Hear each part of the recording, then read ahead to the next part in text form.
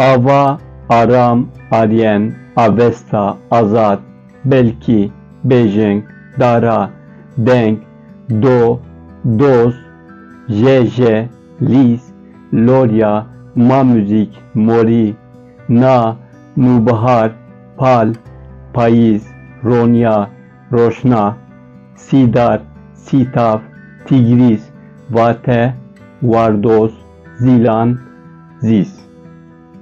Em kala çi dikin? Em kala weşanxaneyên Kurdan dikin ku wê beşdarî fuara Pirtûkan a Amedê bibin. Ji bilî van Waqfene, Waqfa İsmail Beşikçî, Waqfa Mezopotamyayê.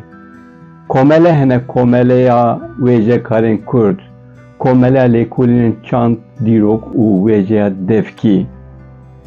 Ev ê li fuara Pirtûkan a Amedê standê vekin. Fuara Pirtûkan a Amedê îsal heştemîn car li dar dikeve.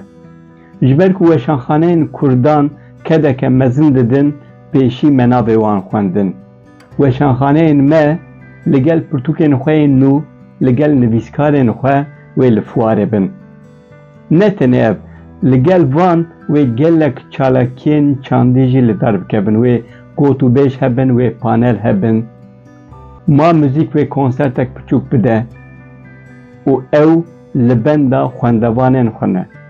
Sîhê mehê dest pê dike fuar, îsal heştemîn car e tuyap li dar dixe û îsal bi piştgiriya DTSOyê li dar dikeve û heta heştê meha pêşiya me wê li dar be.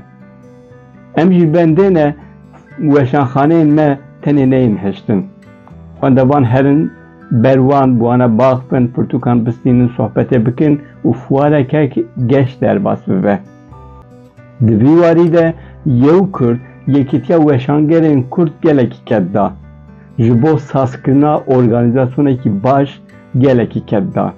Yek ji rêveberên Yew Kurdê jî Azad Zale mi pêre xeber da dibêje em li bendêne milyonek însan werin fuarê. Reqemekî gelekî xweşik e, em hêvî bikin milyonek hê zêdetir jî însan herin fuarê û em hêvî bikin weşanxaneyên me hemû bi kêf ji fuarê herin mala xwe. 10 roj hene, di 10 rojan de pirtûkên bi Kurdî wê li fuarê bin.